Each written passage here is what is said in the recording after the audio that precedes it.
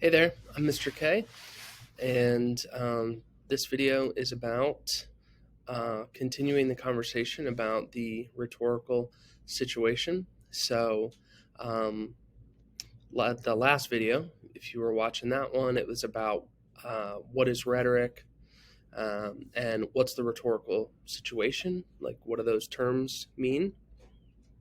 Um, and so, this lesson, what it's going to do is introduce us to audience. So we're going to dive into audience more specifically and how it relates to the rhetorical situation. In other words, we know texts have or exist within a rhetorical situation. That's great. How does that actually change how a writer or speaker writes or speaks? How does it actually change, and how can we uh, um, point out those changes? All right. So that's the idea for today. So the goals for us are understanding audience and understanding what we call the appeals. So that's probably a new term for you. So if you're like, I don't know what the appeals are, that's fine. That's what this video is for. Okay, so two ideas today. What's audience and what are the appeals? All right, so let's do it. So just a reminder, here's the rhetorical situation. All right, we know we have the exigence, the purpose, the audience, the context, the writer, the message. All right. Like I said, today we are focusing in on audience, who the writer is speaking to. All right.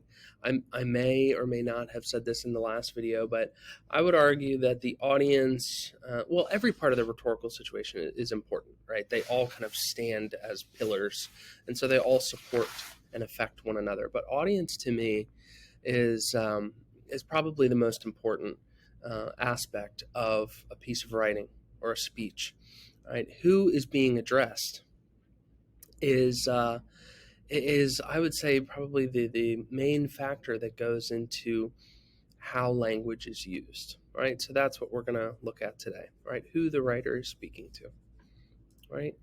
So let's talk about connecting to an audience. Appeals are strategic choices made based on the rhetorical situation in order to persuade the audience, right? And when we talk about appeals, there are three of them specifically that we'll learn, and those are the choices that a writer or speaker makes to persuade the audience, right? So think about yourself for a second. You know, if you are trying to, okay, you're walking into a teacher's classroom or a professor's maybe office hours or something, and you're literally walking down the hall and you see the door is open, and you know he or she is inside, and you're thinking to yourself, okay, I'm going to go in, I'm going to ask for an extension on my paper that's due. Who that person is that you are going to speak to is going to affect the way that you speak, right? You're probably going to, lay yourself down at the mercy of the teacher, the professor, and you're going to speak probably more formally. You're going to lay out your points logically, maybe throw in some emotion to get some pity, right? Those things that you do, right, all depend on that person being your professor or teacher, right? Whereas if you're, pulling up to your friend's house and you're walking inside, and you're just about to hang out and talk and have a good time, right? Well, the way that you talk is very different, right? And your goals are different, of course. But, who the person is really dictates a lot, right? So these appeals that we're going to talk about, those are the choices made based on the situation and who and what you are trying to persuade, right? So here's the first of the three appeals, all right? It's what we call ethos, right? And it comes from the word ethics, right? This is an appeal to shared beliefs or values. All right. So ethos is all about the speaker, you as the speaker or the writer, who you are as a person, right? So um, let's use that example. You're walking down the hall, and you're walking into a professor's office or a teacher's classroom or whatever, and you're trying to get an extension on a paper. One thing you might do is point out a couple things about who you are as a person. You, the speaker. I've never asked for an extension. Um, I'm always in your class. I've been present the entire time. Um, turning things in on time is important to me, which is why I came to talk to you. I didn't just turn it in late, hoping for the best. I like to be on time. I like to be punctual. Um, those things about you as a person, that is ethos. You are building up your character, right, in the hopes that you will be more persuasive, right? If these shared beliefs and values, right, you want to make it clear to your professor that you share the same beliefs. Things should be on time. You share the same values, right? Getting your work done, turning it in on time, like I said, doing it correctly, doing things the right way, making an appointment during office hours to go and do it, right? You value the same things, right? You and your professor or teacher, we're the same. And in that way, you get a lot,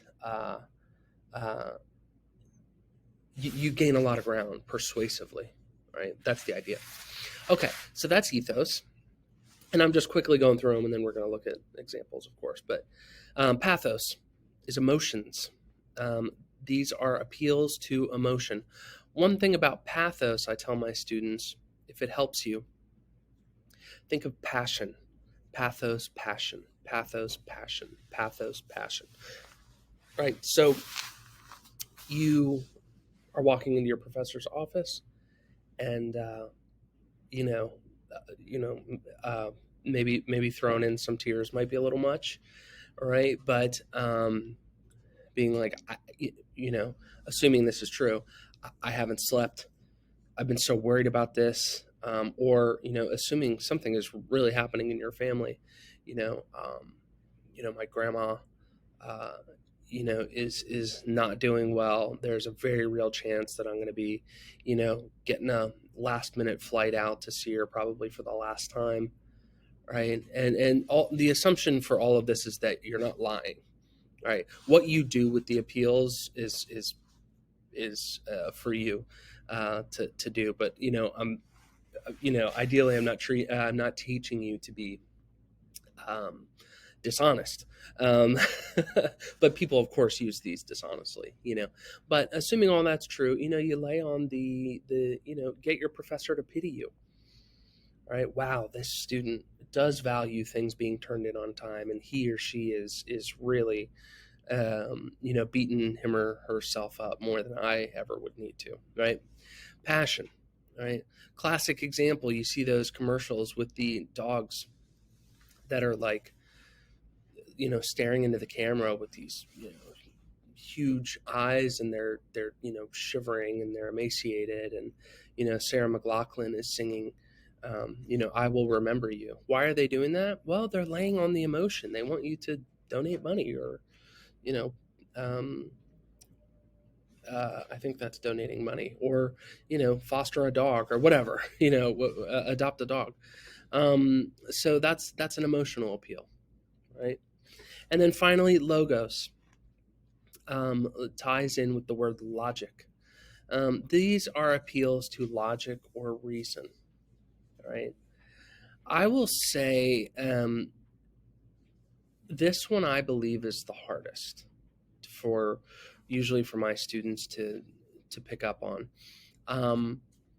So real easy examples would be facts, statistics, numbers. So if you're going to your professor's office and you say, we've had 5 major assignments all semester so far, and I haven't missed a single one. This last and final assignment, I'm asking for an extension. Okay, that's logos. You're giving a specific number, a percentage. Out of 6 major assignments, you've been on time for 5, right? That's logos, right? Saying something like, I have been a student for this many years, I have completed upwards of this many assignments and I've always turned them in on time. That's logos. The hard thing with logos is it's not just numbers, facts, figures.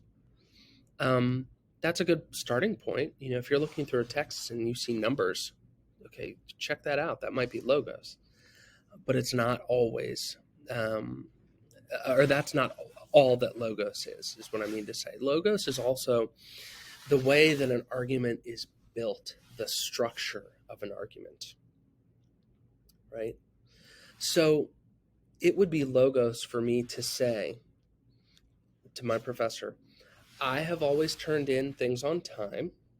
That is fact A. Therefore, I think I deserve an extension on this assignment, right? This happened, therefore this should happen. That's logos. It's almost like a mathematical equation, right? A is true, which means B is true, right? Those are not easy to pick up on unless you are reading very, very critically and very intensely into how an argument is built, right? Things like comparisons, all right? Giving me an extension on this paper we could liken that to this, or that would be the same as this, or that kind of language. A comparison could be logos. It's the framework of the argument, and that does not come out on paper. It doesn't just jump out at you. You really have to understand how the argument is being built. So that is usually the hardest for students to pick up on. All right, so that's ethos, pathos, logos. Those are the 3 appeals. So if you are doing some of your own research, on your own, you will see that there are a lot of people will usually list 4 appeals that I'm not even going to mention here. That's true.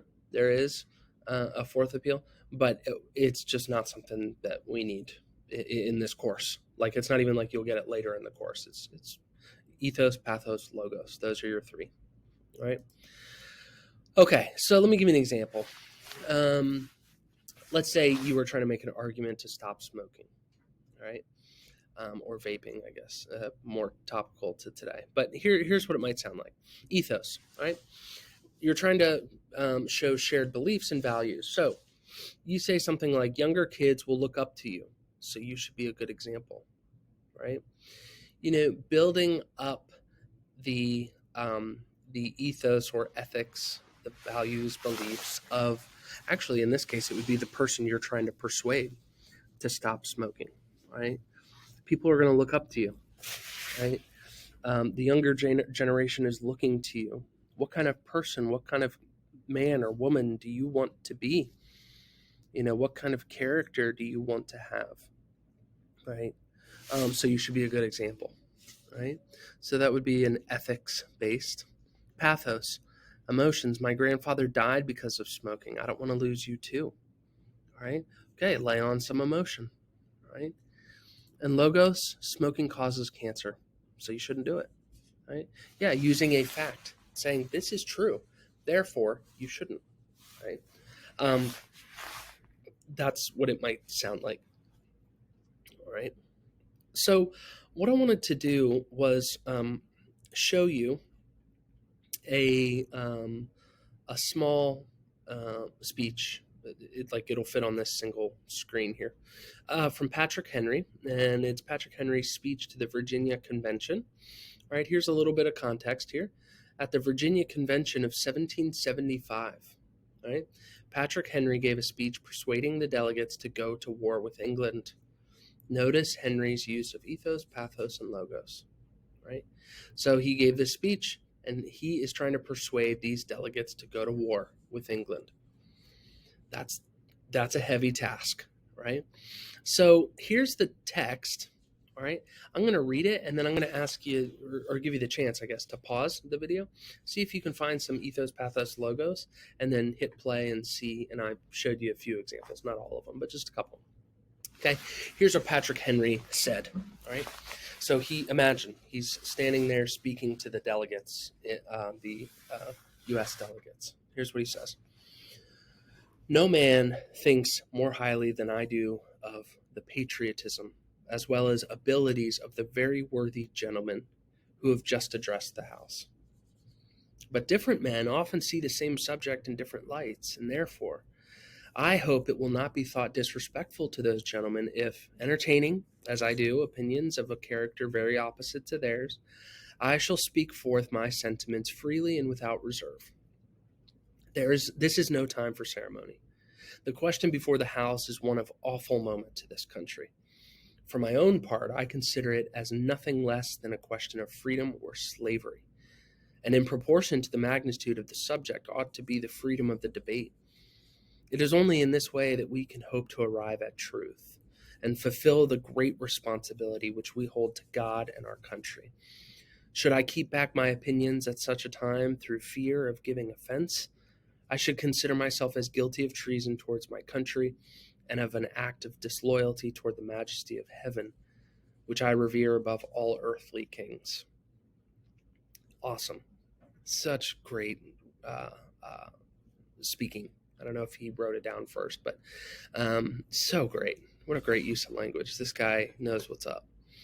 Okay, so I'm going to ask you to, or give you the chance, obviously you do what you want, but I think it would be nice if you'd pause the video here and try and find some examples, ethos, pathos, logos, maybe one or two of each. That would be a good goal. And then hit play and we'll see what you came up with. Okay, go for it. All right. And so if you paused, we're back here. Let me show you a couple examples. And even while I was reading, I was picking up on ones that I didn't mark. So these are not all the answers. But red is ethos, right? What did I do? Blue, oh my gosh, these pens, is pathos. And I believe I did, yes, green is logos. Ethos, pathos, logos. Okay, so let me start with ethos. When he says things like, no man thinks more highly than I do of the patriotism, blah, blah, blah, blah, blah, blah. Okay? He's saying, I, Patrick Henry, I, the speaker, am patriotic, and I believe very strongly in patriotism. That builds him up as a character. This man cares about the country. Wow, so do I. We believe different things, but he believes in this country, and so do I. Okay, that's a reason that I might listen to him. Then when he says, I hope it will not be thought disrespectful to those gentlemen. This is the speaker, this is the man who doesn't want to be disrespectful. He believes in what he believes, but he doesn't want to disrespect anyone, right? That builds up his character, right? And then at the very end, the majesty of heaven, which I revere above all earthly kings. This is the kind of man who believes and trusts in God, right? And, you know, I understand this video is going out to all kinds of people with different backgrounds and things like that.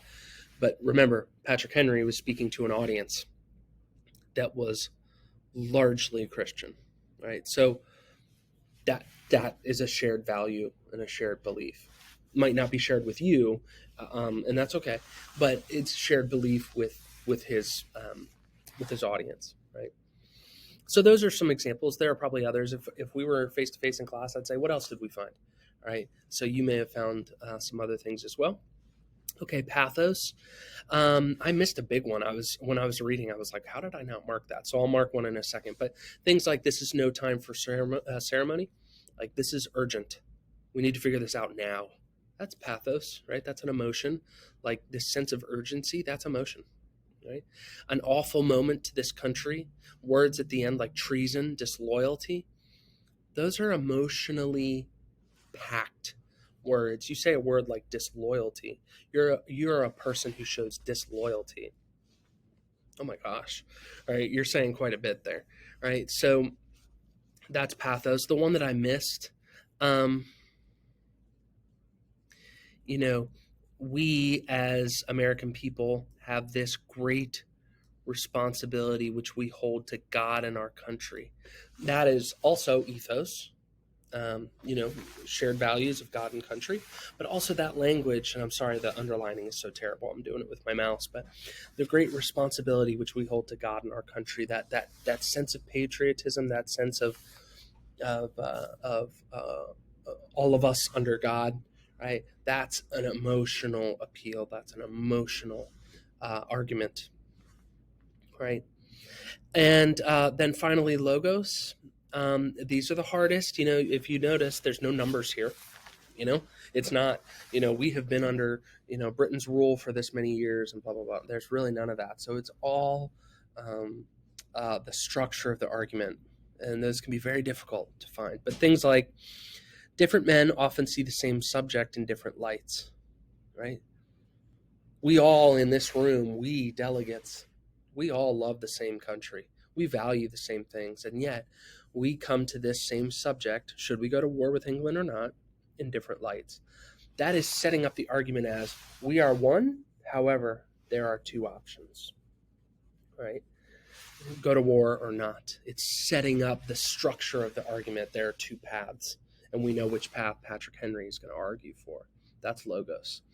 Later, when he says, I consider it as nothing less than a question of freedom or slavery, he is equating war with England with the question of freedom or slavery. They are one and the same, right? If we don't go to war with England, we are slaves. If we go to war with England, whether or not we win, we are free, right? Equating this equals this. That's logos. And finally, it's only in this way that we can hope to arrive at truth, right? Truth is something we value, right? I'm speaking as Patrick Henry for a moment. We value truth, right? We want to arrive at truth. There's only one way to do that, and that is we go to war with England. It is only in this way that we can hope to arrive at truth. And actually, he's talking about answering this question, this moment in history. Yeah, right. So this is directly equivalent and equal. There's an equal correlation, right, between going to war and arriving at truth. All right, that's all logos. If you're having problems with logos just from this video, that's okay. I don't freak out. This is just kind of an intro video. We will look at many, many examples of this, right? But here's kind of the overview of that speech. The exigence. Why did he give that speech? Well, because they were having the Virginia Convention of 1775. Remember the exigence is the moment, the event, the thing that was happening that prompted the speech in the first place. If there were no convention, there'd be no speech. What was his purpose? To persuade the delegates that it was time to go to war against England. Okay, pretty clear. Audience, these are patriotic people, many opposed to war against England, largely Christian, like I mentioned. Right? We see all of those come out in that language, patriotic language, Christian language, and opposition to war with England. He was speaking against a majority. So he had quite a big task in front of him. What was the context? It was March 23rd, 1775. It was after the Boston Tea Party, punitive acts in place by Britain, and appearance of more British soldiers in the colonies. So it was getting tense, man. It was getting real. Things were starting to, it was a powder keg for lack of a cliche, but, that was about to blow. Right? There was general unrest in the colonies regarding British rule, and Patrick Henry had to speak against that and come up against that and say, we need to act now. All right. Who was the writer? Patrick Henry. He was a self-taught lawyer and a 5-time governor of Virginia. So he walked into that room with ethos. People already knew who he was. Right. We call it automatic ethos. But he was already known, but he still built his character as someone to be trusted. Pretty impressive. And then his message: the only way to obtain freedom is through war. Diplomacy has been tried and it failed. It's time. Like, let's go, boys. It's time. Right? Pretty great speech. I mean, as far as like use of language and things like that, it's impressive. So, just a quick update to the rhetorical triangle. Again, if this helps, awesome. If not, don't. It's not like the AP Lang exam is going to make you fill out this, these boxes or anything. It's just what we have is writer. We know the writer is tied directly to ethos. Who am I as the writer, right? The audience, you get to them. You pull the heartstrings through pathos. Sorry, them. Right? Writer, ethos, them, audience, pathos, and then the message that I'm giving to you as the writer, I present it logically. Right? Each has its place on the rhetorical triangle. Right? So Aristotle's rhetorical triangle gets a little update here. Right? Ethos, pathos, logos. So today's goals, we're trying to understand audience a little better and understanding the appeals. I hope we've done that. I hope this helps. As usual, if you have any questions or concerns or anything, whether you're a student in my class or not, maybe you found these videos online, that's awesome. I love helping people with their English-related stuff. I just love it. So send me an email, jimmykoffoltz at gmail.com, and I would love to help you. And you can find that email address on my YouTube channel. So, all right. I'll see you next time. Hopefully this helps. And good luck with the appeals, my friends. See ya.